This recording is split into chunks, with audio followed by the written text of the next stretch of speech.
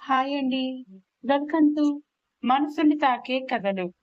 నేనండి మీ రూపలావణ్యాని. ఈరోజు మీకోసం ఇంకో చిన్న షార్ట్ స్టోరీతో మీ ముందుకొచ్చేసాను. కథ చివర్లో కథ ఎలా అనిపించిందో కామెంట్స్ చేయడం మర్చిపోకండి. ఇంకా కథలోకి వెళ్ళిపోదాం. పల్లవి, నాకు కాఫీ రెడీ అయిందా? అయిందండి. టిఫిన్ కూడా రెడీ అయిపోయింది. ప్లేట్లో పెట్టేశాను. లంచ్ బాక్స్ కూడా ప్యాక్ చేశాను. వాటర్ బాటిల్ కూడా ఫిల్ చేసి బ్యాగ్ లోపల పెట్టేశాను.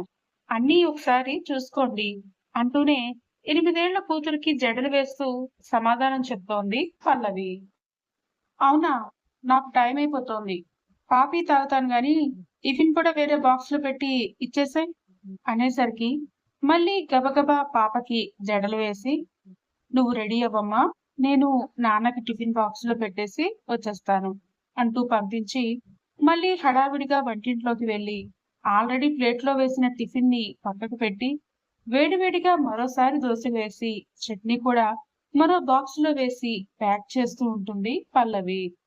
రమా, నాకు కాఫీ కావాలి అంటూ అప్పుడే బెడ్రూమ్ లోపల నుంచి ఫ్రెష్ అయి వచ్చిన రమేష్ గారు తన వాలు కుర్చీలో కూర్చుంటూ కళ్ళజోడు సర్దుకుని పేపర్ ఓపెన్ చేస్తూ గట్టిగా పిలిచి చెప్పారు. చెప్పింది ఆయన భార్య రమకే అయినా అది ఇండైరెక్ట్ గా తన కోడలు పల్లవికే కాబట్టి తన భర్త సంతోష్ కి టిఫిన్ బాక్స్ లో సర్ది మళ్ళీ వెంటనే స్టవ్ వెలిగించి ఇంకో పక్క కాఫీ కూడా పెడుతూ ఉంటుంది పల్లవి. కానీ ఆ కొన్ని క్షణాల లేట్ కే, ఏం చేస్తున్నావు పల్లవి? టిఫిన్ కూడా బాక్స్ లో పెట్టమని చెప్పి ఎంతసేపు అయింది? ఫాస్ట్ గా రా, నాకు టైం అవుతోంది అంటూ బయట నుంచి గట్టిగా అరుస్తాడు సంతోష్. వెంటనే అక్కడే అంతసేపు ఖాళీగా కూర్చుని కాళ్ళూపుకుంటూ మొబైల్లో రీల్స్ చూసుకుంటున్న రమ ఫాస్ట్ గా వంటింట్లోకి వెళ్లి అప్పటికే ఎదురుగొస్తున్న పల్లవి చేతిలోంచి కొడుకు టిఫిన్ బాక్స్ లాక్కున్నట్టే తీసుకొని బయటికి వేగంగా వెళ్లి కొడుక్కి అందిస్తూ, వేలు తప్పకుండా తిను నాన్న, వర్క్ అంటూ తిండిని అశ్రద్ధ చేయకు, నేను చేస్తానురా అంటే వద్దంటావు. చూస్తున్నావుగా, ఏదో మహారాణిలాగా లేటుగా లేవడం, అటు ఇటు తిరగడం తప్ప చేసే పని మాత్రం ఏమీ ఉండదు. కనీసం మొగుణ్ణి పిల్లల్ని ఎలా చూసుకోవాలో కూడా తెలీదు. ఇలాంటి దాన్ని తీసుకొచ్చావు. సరేలే, నువ్వు జాగ్రత్తగా వెళ్ళిరా అంటూ కోడల మీద 4 మాటలు చెప్పి మరి కొడుకుని దగ్గరుండి పంపిస్తుంది రమ. ఆ మాటలన్నీ గుమ్మం వరకు వచ్చి అక్కడే ఆగిపోయి విన్న పల్లవికి కళ్ళల్లో నీళ్లు తిరుగుతాయి. వాళ్ళమ్మ అన్ని మాటలు అంటున్నా తన భర్త కనీసం తనకి సపోర్ట్ గా ఒక్క మాట కూడా అనలేదు. అక్కడి వరకు వచ్చిన తన వైపు కూడా చూడకుండా కనీసం బాయ్ కూడా చెప్పకుండానే వెళ్ళిపోయాడు సంతోష్. కానీ తను ఉదయాన్నే 5 గంటలకి లేస్తుంది. తన పనులన్నీ కానిచ్చి ఇల్లు వాకిలి తుడిచి మళ్ళీ కడిగి ముగ్గులు పెట్టి స్నానం చేసి పూజ చేసుకొని అందరికీ టిఫిన్, చట్నీలు, లంచ్ కి కూర, పప్పు, అన్నం, పచ్చడి అన్ని రకాలు చేస్తుంది. ఈలోపు టైం అయిపోతుంటే తన 8 ఏళ్ల కూతురు హరితని, 5 ఏళ్ల కొడుకు అవినాష్ ని లేపి వాళ్ళిద్దరికి బ్రష్లు, స్నానాలు చేయించి బట్టలు వేసి కూతురికి జడలు వేసి వాళ్ళిద్దరికి తినిపించి ఈలోపు నిద్రలేచిన భర్తకి, అత్తగారికి, మామగారికి కావలసినవన్నీ అందిస్తూ తన కడుపుకి తినడం, తాగడం మర్చిపోతుంది. పిల్లలు రెడీ అయ్యాక వాళ్ళిద్దరిని స్కూల్ కి తీసుకెళ్లి డ్రాప్ చేసి మళ్ళీ వచ్చి అప్పుడు కడుపుకి తింటుంది. కానీ అంత చేస్తున్నా తన పనికి గుర్తింపు అనేదే ఉండదు. వాళ్ళకి పెళ్ళయి 10 ఏళ్లు కావస్తూ ఉంటుంది. కాలేజీలో ఉన్నప్పుడు ఇద్దరు ఒకరినొకరు ప్రేమించుకున్నారు. ఇద్దరి ఇళ్లలో ఒప్పుకోకపోవడంతో సంతోష్ ప్రేమకి, అవతల తల్లిదండ్రుల ప్రేమకి ఎవరిని ఎంచుకోవాలో తెలియక తనలో తనే సందిగ్ధంలో పడిపోయింది పల్లవి. కానీ సంతోష్ పల్లవిని వదులుకోలేక పల్లవి వాళ్ళ ఇంటికి వెళ్లి వాళ్ళ వాళ్ళకి ఆమెని అడిగి ఆమె పేరెంట్స్ ఒప్పుకోకపోవడంతో వాళ్ళతో గొడవ పెట్టుకుని మరి పల్లవిని అక్కడి నుంచి తీసుకొచ్చేస్తాడు. చివరికి సంతోష్ వాళ్ళ ఇంట్లో వాళ్ళు కూడా ఒప్పుకోకపోవడంతో ఫ్రెండ్స్ హెల్ప్ తో రిజిస్టర్ మ్యారేజ్ చేసుకుని జీవితంలో సంతోషంగా ఉంటారు. సరిగ్గా వాళ్ళ పెళ్ళైన 5 ఏళ్లకి వస్తారు సంతోష్ వాళ్ళ అమ్మా నాన్న. అప్పటికి హరిత, అవినాష్ ఇద్దరు పుట్టేస్తారు.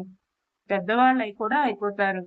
కానీ కనీసం అన్నాళ్ళు వాళ్ళ కోసం ఆలోచించని, బాధ్యతలేవి తీసుకొని సంతోష్ తల్లిదండ్రులు అప్పుడు మాత్రం చక్కగా కొడుకు దగ్గరికి వచ్చేసి కలిసే ఉంటున్నారు. అప్పటి వరకు సంతోషంగానే సాగిన వాళ్ళ జీవితం ఆ తర్వాత నుంచి కష్టాల ఊబిలోకి దిగిపోయింది.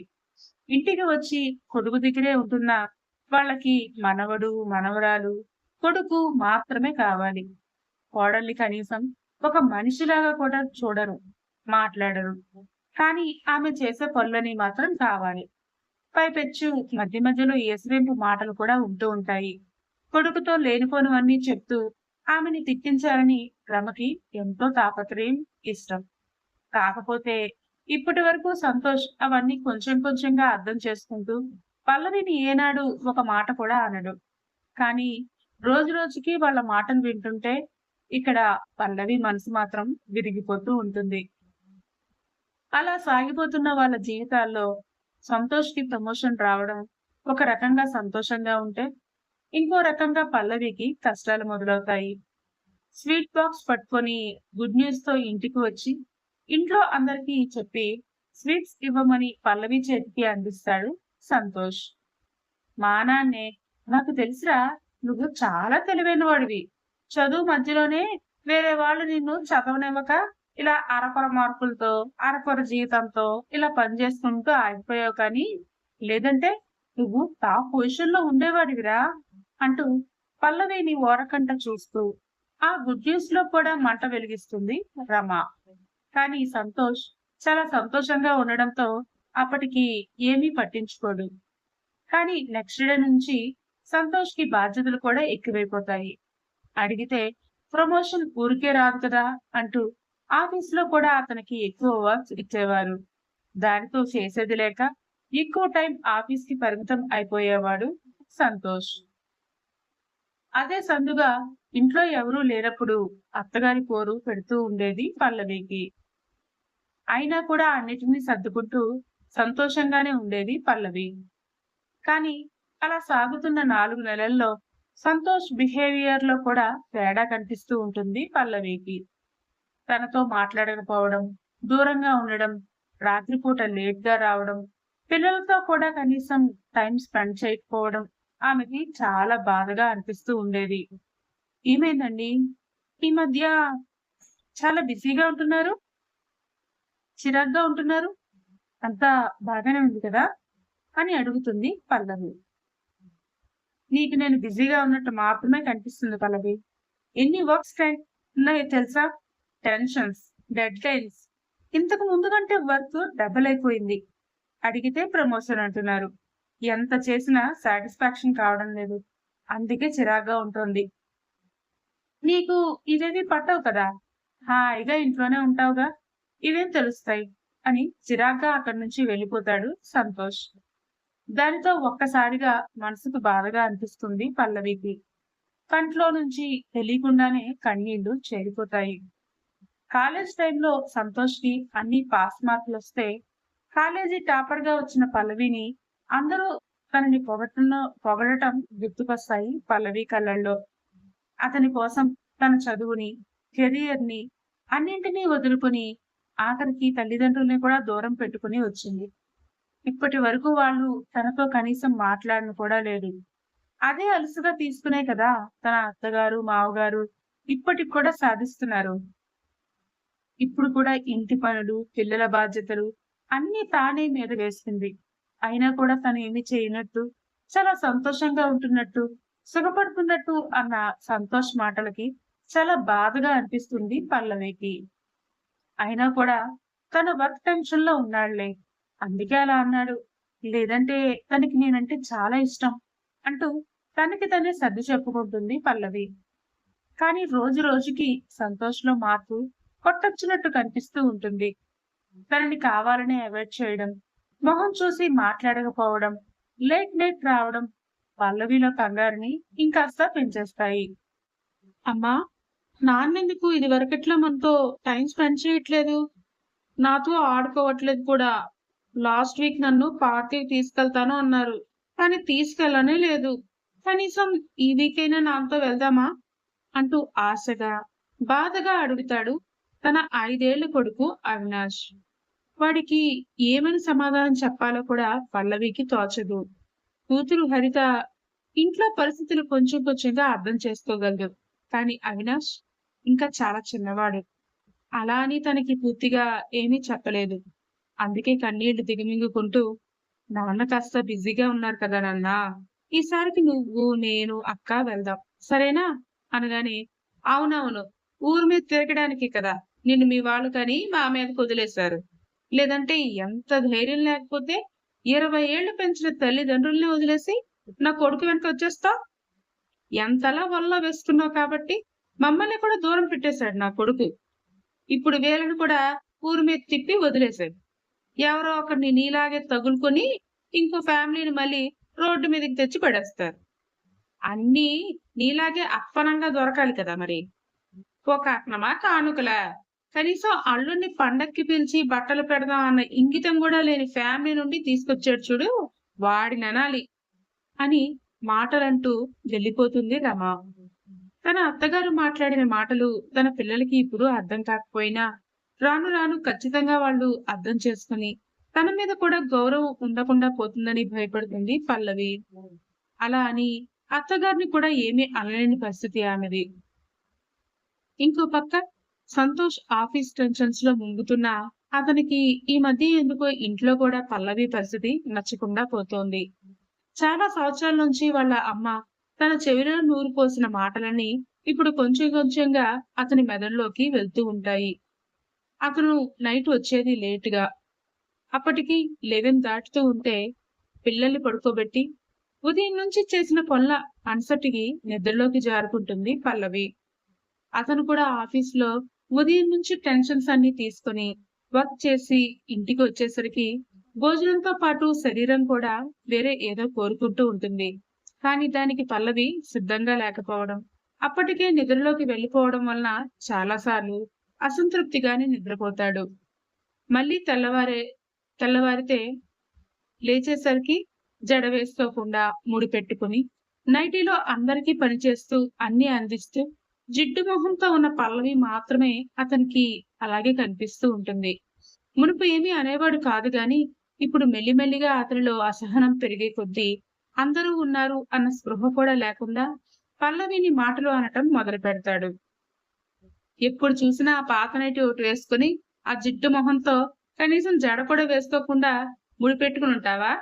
పక్కనున్న వాళ్ళందరినీ చూసి ఆ మాత్రం అయినా నేర్చుకోవా? కాస్త అందంగా రెడీ అవ్వు. ఇంట్లో చీర కట్టుకొని నీకెన్నిసార్లు చెప్పాలి?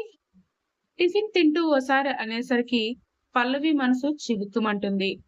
అక్కడే కూర్చున్న మావగారు, అత్తగారు చిన్నగా ముసిముసిగా నవ్వుకుంటూ ఉంటారు. ఉదయాన్నే పనులు ఎక్కువగా ఉంటాయి కదండి. చీరలో అటు ఇటు తిరగడం ఇబ్బందిగా ఉంటోంది. పైగా చిన్నోడు నేను చీర కట్టుకుంటే చాలు కొంగు లాగేస్తూ ఉంటాడు. అందుకే మీరంతా వెళ్ళాక మళ్ళీ మరోసారి స్నానం చేసి చీర కట్టుకుంటున్నానండి. రోజంతా నేను చీరలోనే ఉంటాను కదా అంటున్నా కూడా ఎందుకో సంతోష్కి ఆ మాటలు నచ్చవు. నువ్వెప్పుడు ఏదో ఒకటి చెప్తావులే. ఏదో చేసుకో. నాకెందుకు? ఏదో జిడ్డు మొహంతో చండాలంగా ఉన్నావని చెప్పాను. నువ్వెలా ఉంటే నాకేంటి? అని విసుగ్గా తింటున్న టిఫిన్‌లోనే చెయ్యి కడిగేసుకుని అక్కడి నుంచి వెళ్ళిపోతాడు సంతోష్. ఈసారి పల్లవికి చెప్పలేనంత బాధ కలుగుతుంది. ఇన్నాళ్ళు ఆమెని అతను పట్టించుకోకపోయినా ఓర్చుకుంది. కానీ ఇప్పుడు అత్తమామల ముందే అతను కూడా అన్ని మాటలు అంటుంటే తట్టుకోలేకపోతోంది ఆమె మనసు. విసుగ్గా, చిరాగ్గా లంచ్ బ్యాగ్ పట్టుకుని బయటికి వచ్చేసిన సంతోష్‌కి పక్కింట్లో నుంచి వనజ రావడం కనిపిస్తుంది. ఆమె ఎప్పుడు చీర కట్టుకొని, మంచిగా మేకప్ వేసుకుని, నిండుగా రెడీ అయ్యి చాలా అందంగా కనిపిస్తూ ఉంటుంది. తన భర్త ఆఫీస్‌కి వెళ్తుంటే బయట వరకు వచ్చి రోజు బాయ్ చెప్పడం అతను చూస్తూనే ఉంటాడు. చెప్పాలంటే ఆవిడ్ని చూసిన తర్వాతే పల్లవి కూడా అలా అందంగా రెడీ అయితే బావుంటుంది అనిపిస్తుంది సంతోష్‌కి. కానీ అది పల్లవి అర్థం చేసుకోదు అన్న నిశ్చయానికొచ్చేసి తన జీవితం ఇంతే అని చిరాకు పడుతూ తను కూడా బైక్ మీద ఆఫీస్‌కి వెళ్ళిపోతాడు సంతోష్. కానీ ఇంట్లో ఉన్న పల్లవికి మాత్రం సంతోష్ మాటలే మాటిమాటికి గుర్తొచ్చి బాధగా అనిపిస్తూ ఉంటుంది. తన రూమ్‌లోకి వెళ్లి డోర్ వేసుకుని బెడ్ పై కూర్చుని వెక్కి వెక్కి ఏడుస్తూ ఉంటుంది. ఎందుకు సంతోష్ ఇలా మారిపోయావు? కాలేజీలో ఉన్నప్పుడు నేను మంచిగా చదువుకుంటున్నా నువ్వే కదా ప్రేమ ప్రేమ అంటూ వెనకపడ్డావు. అప్పుడు నచ్చిన నేను ఇప్పుడు నీకు నచ్చట్లేదా? నీకు కూడా అత్తయ్య, మావయ్యలాగే అనిపిస్తోందా? నన్ను పెళ్లి చేసుకుని తప్పు చేశావనిపిస్తోందా? ఒకవేళ అదే నిజమైతే ఇంకా నా బరువు నీ మీద వేయడం నాకిష్టం లేదు సంతోష్. నువ్వు సంతోషంగా ఉండడమే నాకు కావాలి. దానికోసం నేను ఏమైనా చేస్తాను అని ఏదో నిర్ణయం తీసుకుని కళ్ళు తుడుచుకుంటుంది పల్లవి. అదంతా కిటికీలోంచి చాటుగా చూసిన రమ నవ్వుకుంటూ భర్త దగ్గరికి వెళ్లి, ఏమండి, ఇన్నాళ్ళకి మనం అనుకున్నది జరగబోతోంది అనిపిస్తోంది. వాడు ఇందాక దానిపైన అరిచాడు కదా!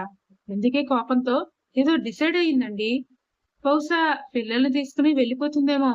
మీ చెల్లికి ఫోన్ చేసేయండి. తొందరలోనే శుభవార్త చెప్పొచ్చు అంటుంది రమ.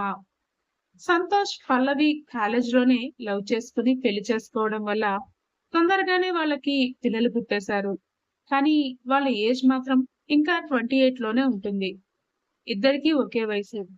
పల్లవి పిల్లల్ని తీసుకుని సంతోష్‌ని వదిలి వెళ్ళిపోతే విడాకులు ఇప్పించేసి, మళ్ళీ తన కొడుకుకి రమేష్ గారి చెల్లెలి కూతురుతో పెళ్లి చేయాలన్నదే వాళ్ళ ఉద్దేశం. అందుకే కావాలనే సంతోష్ మనసు పాడు చేయాలని చాలా రోజుల నుంచి ప్రయత్నం చేస్తూ ఉంటుంది రమ. చివరికి అదే జరిగేలా ఉందని ఇప్పుడు వాళ్ళ సంతోషం. భార్య చెప్పడమే లేట్. వెంటనే తన చెల్లికి ఫోన్ చేసి పల్లవి, సంతోష్‌లు విడిపోబోతున్నారని, వాళ్ళ కూతురుతో మళ్ళీ తిరిగి సంతోష్ పెళ్లి చేయడానికి సిద్ధంగా ఉండమని చెప్పేస్తాడు రమేష్. నెక్స్ట్ డే నుంచి పల్లవి ఉదయం కూడా ఇంట్లో చీర కట్టుకొని, జడ వేసుకుని, మంచిగా రెడీ అయ్యే అన్ని పనులు చేస్తూ ఉంటుంది. కానీ అవేవి ఇప్పుడు సంతోష్‌కి కనిపించడం లేదు. ఆమెపై ఉన్న చిరాకు మాత్రమే పెరుగుతూ ఉంటుంది. సంతోష్ నుంచి కాస్త కూడా పాజిటివ్ రెస్పాన్స్ లేకపోవడంతో పల్లవి కూడా చాలా బాధపడుతుంది. పిల్లల్ని తీసుకుని దూరంగా వెళ్ళిపోవడం మంచిదేమో అని అనిపిస్తూ ఉంటుంది ఆమెకి. అలాంటి టైంలోనే సంతోష్ మళ్ళీ చిరాగ్గా బయటకొచ్చేసరికి పక్కింటి వనజ తన భర్త ప్రకాష్‌కి బాయ్ చెప్తూ కనిపించి తిరిగి మళ్ళీ ఇంట్లోకి వెళ్ళిపోగానే ప్రకాష్ అనుకోకుండా ఎదురుగా ఉన్న సంతోష్‌ని చూసి హాయ్ అంటూ పలకరిస్తూ దగ్గరికి వస్తాడు. 4 ఏళ్ల నుంచి పక్కపక్క ఇళ్లలోనే ఉండడంతో కాస్త పరిచయం ఉండి బైక్ దిగి స్టాండ్ వేసి దగ్గరికి వచ్చిన ప్రకాష్‌తో మాట్లాడతాడు సంతోష్. ఈ మధ్య ప్రమోషన్ వచ్చిందంటగా? You are lucky boss. ఇప్పుడు సాలరీ పెరిగిందా? అంతా బావుంది కదా! పిల్లలు కూడా పెద్దవాళ్ళైపోతున్నారు. యు ఆర్ వెరీ లక్కీ అంటాడు ప్రకాష్. అలాంటిదేమీ లేదు బ్రో. అంతా బాగానే ఉంది. కానీ ప్రమోషన్ వల్ల రెస్పాన్సిబిలిటీస్ కూడా పెరిగాయి. వర్క్ ప్రెజర్ పెరిగింది.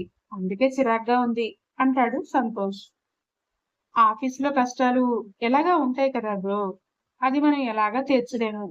కనీసం ఇంటికొచ్చాకైనా ప్రశాంతంగా ఉండాలని ఆశపడతాం. కానీ అది కూడా దొరక్క స్ట్రెస్ ఎక్కువైపోతోందనుకో నాకీ మధ్య అంటూ చిరాగ్గా మొహం పెట్టుకుని తల పట్టుకునేసరికి సంతోష్ కనుబొమ్మలు ముడిపడతాయి. అదేంటి బ్రో అలా అంటావు? మీ వైఫ్ వనజ, పిల్లలు అంతా బానే ఉంది కదా! ఇంకేంటి ప్రాబ్లమ్? అని అడుగుతాడు సంతోష్. ఏం చెప్పమంటావు బ్రో? పేరుకే భార్య. ఇంట్లో ఒక్క పని కూడా చేయదు. అన్నిటికీ పనివాళ్ళని పెట్టేసింది. ఎప్పుడు చూసినా మేకప్ వేసుకోవడమే. కనీసం పిల్లల్ని కూడా రెడీ చేయదు. స్కూల్‌కి కూడా డ్రాప్ చేయదు. స్కూల్ బస్సే వస్తోంది. అన్నిటికీ ఖర్చులు తడిసి మోపెడవుతున్నాయి. ప్రమోషన్ వస్తుంది అనుకున్నాను. కానీ ఈ ఇయర్ కూడా రాలేదు. మళ్ళీ నెక్స్ట్ ఇయర్ వరకు వెయిట్ చేయాలి. అర్థం చేసుకునే భార్య దొరకడం కూడా చాలా అదృష్టం బ్రో. అప్పుడప్పుడు మీ వైఫ్‌ని చూస్తాను. మీ పేరెంట్స్‌ని తన పేరెంట్స్‌లా చూసుకుంటుంది. మీది లవ్ మ్యారేజ్ అయినా కూడా ఆమె అలా చూసుకోవడం చాలా గ్రేట్‌నే. అప్పుడెప్పుడో మీ ఫేస్‌బుక్‌లోనే చూసాననుకుంటా. మీ వైఫ్ టాపర్ అంట కదా! తన కెరియర్‌ని కూడా మీకోసం, మీ ఫ్యామిలీ కోసం సాక్రిఫైస్ చేసి మరి ఇంత బాగా చూసుకుంటున్నారు. You are very lucky bro. సరే, జాగ్రత్తగా ఉండండి. టైం అవుతోంది. మనం మళ్ళీ కలుద్దాం అంటూ ప్రకాష్ అప్పటికే లేట్ అవడంతో హడావిడిగా తన బైకెక్కి స్టార్ట్ చేసుకుని అక్కడి నుంచి వెళ్ళిపోతాడు. కానీ సంతోష్ మనసులో మాత్రం వేల వేల ఆలోచనలు మొదలవుతాయి. ఒకసారి ఇంటివైపు చూస్తాడు. అప్పటికి కూడా పల్లవి కంగారుగా అటు ఇటు తిరుగుతూ పిల్లల్ని రెడీ చేసి తినిపిస్తూ కనిపిస్తుంది. పక్కనే ఉన్న వాళ్ళ అమ్మా నాన్న మాత్రం ఒక్క పని కూడా చేయకుండా కూర్చున్న ప్లేస్ లోనే నవ్వుకుంటూ టిఫిన్ తింటూ కనిపిస్తారు. బైక్ స్టార్ట్ చేసి ఆఫీస్ కి వెళ్తూనే ఉంటాడు, కానీ పల్లవి గురించే అతని ఆలోచనలు సాగుతూ ఉంటాయి. లేచింది మొదలు పరిగెడుతూనే కనిపిస్తుంది. తను చెప్పాడని, అడిగాడని, కోపం పడ్డాడని 4 రోజుల నుంచి ఉదయం కూడా లేచి కష్టంగానే ఉన్నా చీర కట్టుకుని అన్ని పనులు చేస్తోంది. కానీ కనీసం తను చూసి చూడనట్టే ఉంటున్నాడు. రాత్రిపూట కూడా తన కోసం ఎదురు చూస్తున్నా పట్టించుకోకుండా వెళ్ళి వేరే రూమ్ లో పడుకుంటున్నాడు. ఎందుకో తను చేస్తున్నది కరెక్ట్ అనిపించడం లేదు సంతోష్కి. అందుకే ఆఫీస్ కి వెళ్ళేవాడు కాస్త వర్క్ చేయాలి అనిపించక ఆ రోజుకి లీవ్ తీసుకుని మళ్ళీ బైక్ వెనక్కి తిప్పి ఇంటికి వచ్చేస్తాడు సంతోష్. సరిగ్గా అతను వచ్చే టైంకి ఇంటిని చూడాలి అంటూ రమేష్ గారి చెల్లెలు ఆవిడ భర్త వస్తారు. వాళ్ళకి పల్లవి స్నాక్స్ ఇచ్చి లంచ్ ప్రిపేర్ చేస్తూ ఉంటే బయట పెద్దవాళ్ళు నలుగురు కూర్చుని మాట్లాడుకుంటూ ఉంటారు. వాళ్ళు మాట్లాడుకుంటున్న మాటలన్నీ అప్పుడే వచ్చిన సంతోష్ వింటూ గుమ్మం దగ్గరే ఆగిపోతాడు. ఏంటి వదినా, చెప్పి చాలా రోజులైంది కదా, ఇప్పటి వరకు మళ్ళీ ఆ మాటే లేదు.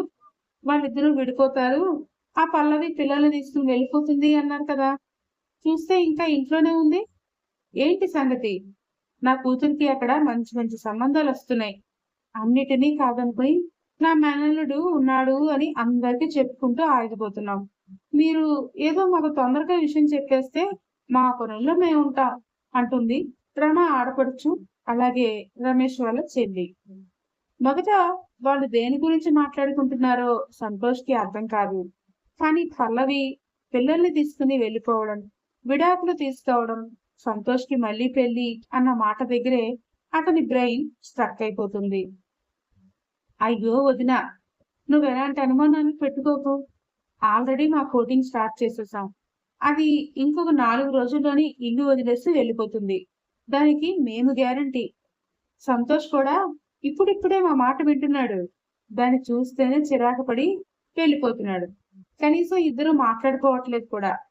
ఇలాంటి టైంలోనే దాన్ని బయటికి పంపించేస్తాం.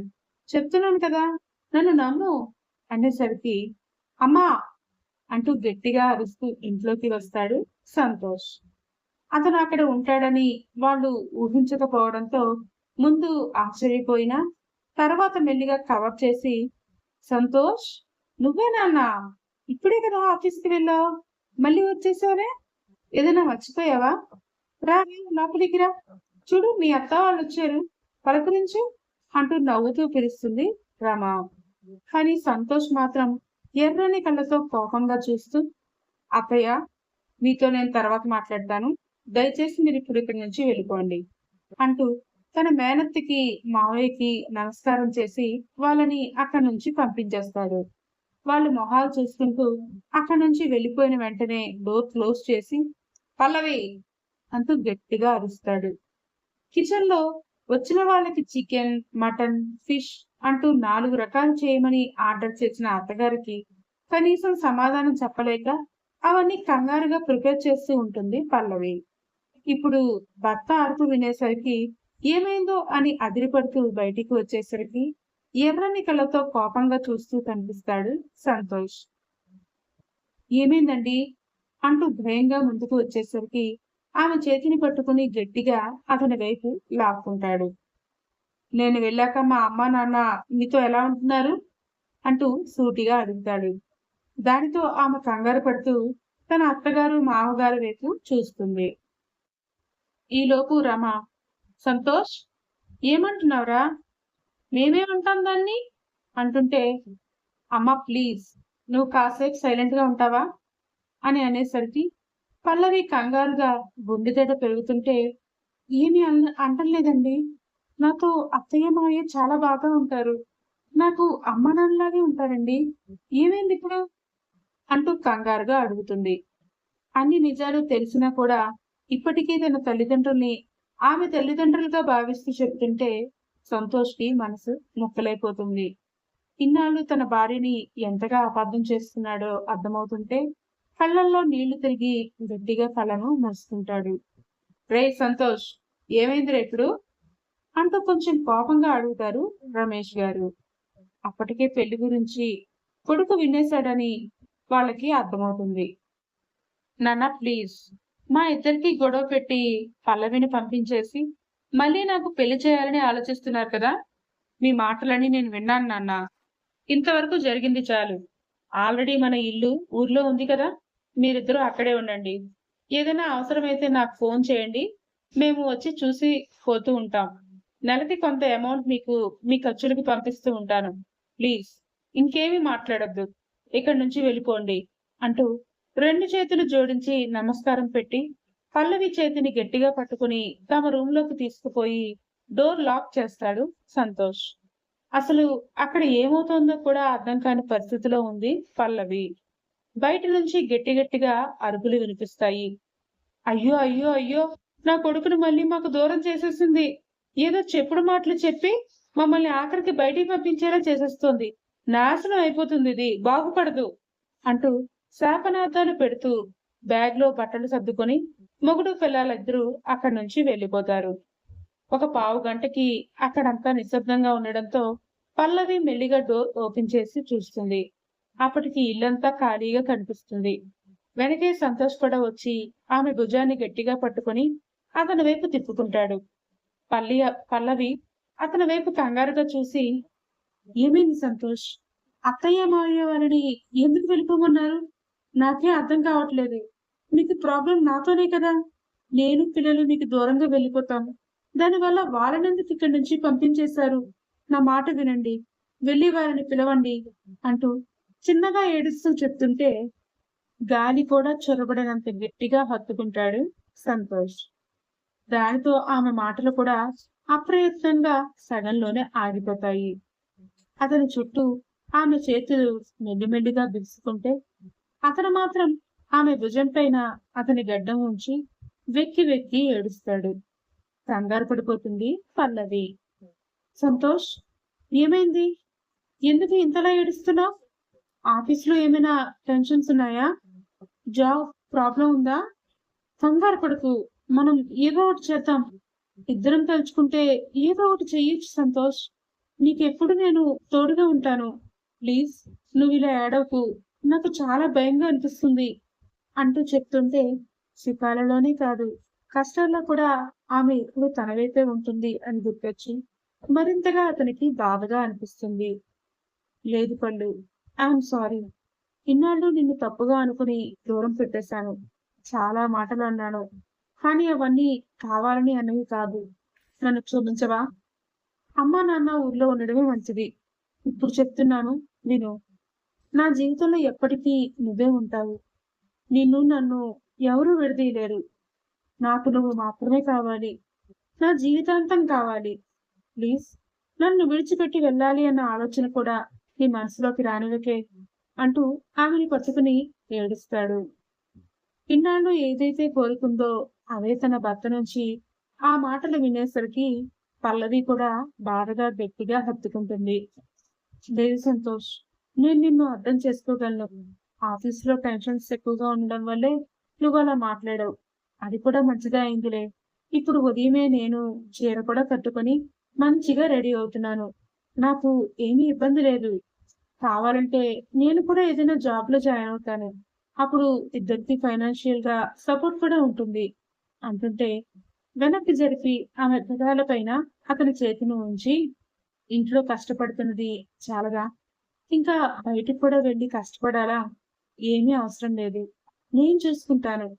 ఏదైనా ప్రెషర్ ఉంటే కొన్ని రోజుల వరకు ఉండడం మాత్రమే కాను, తర్వాత అది అలవాటైపోతుంది. ప్రమోషన్ రావడంతో నాకు టైం మెయింటెనెన్స్ రాలేదు. ఇకపై టైం మెయింటెనెన్స్ చేస్తున్నాం. నీకు పిల్లలకి కూడా టైం ఇవ్వాలి. ఆ విషయం నాకు అర్థమైంది. కానీ ఇకపై అలా జరగదు. నన్ను నమ్ము అంటూ ఆమె పెదాలని ఆర్తిగా అందుకుంటాడు సంతోష్. ఒకరంటే ఒకరికి మనసులో ఉన్న ప్రేమని ఇన్నాళ్ళు బయటికి చెప్పుకోలేకపోయారు. కానీ మనసులో ఉన్న బాధ, కోపం, వాళ్ళను దూరం చేసిన విరహం అన్ని ఆ ఒక్క ముద్దుతో పటాపంచగా అయిపోతాయి. ఐ లవ్ యూ పల్లి అంటూ మొదటిసారి కాలేజీలో ఎలా అయితే చెప్పాడో ఇప్పుడు కూడా అలాగే చెప్తుంటే ఏడుపులోని నవ్వు కూడా కలగలిపి గట్టిగా నవ్వేస్తూ అతన్ని మరింత గట్టిగా హత్తుకుంటుంది పల్లవి. ఇద్దరి మధ్య ఇన్నాళ్ళు ఉన్న అన్ని అపార్థాలు దూరమవ్వగా, ఇప్పుడు పిల్లలు కూడా లేరు కదే! నాకు కావాలి అంటూ గారంగా ఆమె చెవిలో గుసగుసగా అడుగుతాడు సంతోష్. చాల్లే, పగటిపూట ఏంటా కోరికలు? పిల్లలు లేకపోతే మాత్రం అలాంటివి కుదరవు. రాత్రికి చూద్దాం అంటూ అతని నుంచి నైస్‌గా ఎస్కేప్ అవ్వాలని ప్రయత్నిస్తుంది పల్లవి. కానీ సంతోష్‌లో చిలిపితనం మళ్ళీ నిద్రలేచి అస్సలు కుదరదు. నీకు పెళ్లికి ముందే చెప్పా కదా! నేను ఎప్పుడడిగితే అప్పుడు నాది నాకిచ్చేయాలి అని. అయినా ఆ నైటీ కంటే ఇప్పుడు ఇలా ఈ చీరలోనే భలే ముద్దుగా ఉన్నావు పల్లు. అందుకే అనేది నైటీ వద్దు, చీరే ముద్దు అని. పెద్దగా కష్టపడక్కర్లేదు చీరైతే. ఏమంటావ్? అంటుంటే పల్లవి బుగ్గలు ఎర్రగా మారిపోతాయి. సంతోష్ ఇంకా లేట్ చేయకుండా ఆమె కొంగు పట్టుకుని లాగుతూ బెడ్రూమ్ డోర్ లాక్ చేసి ఆమెను బెడ్ పైకి చేరదీసి ఆమెపై వాలిపోతాడు. ఆ రోజు నుంచి వాళ్ళ మధ్య దూరం అనేదే లేదు. వాళ్ళ ప్రేమకి చిహ్నాలైన పిల్లలతో జీవితాంతం సంతోషంగా గడుపుతారు. సమాప్తం. ఈ కథ మీకు నచ్చిందనే అనుకుంటున్నానండి. నచ్చితే కామెంట్స్ లో ఎలా ఉందో చెప్పడం మర్చిపోకండి. అలాగే సబ్స్క్రైబ్ కూడా చేసుకోండి. Thank you. మీ రూపలావణ్య.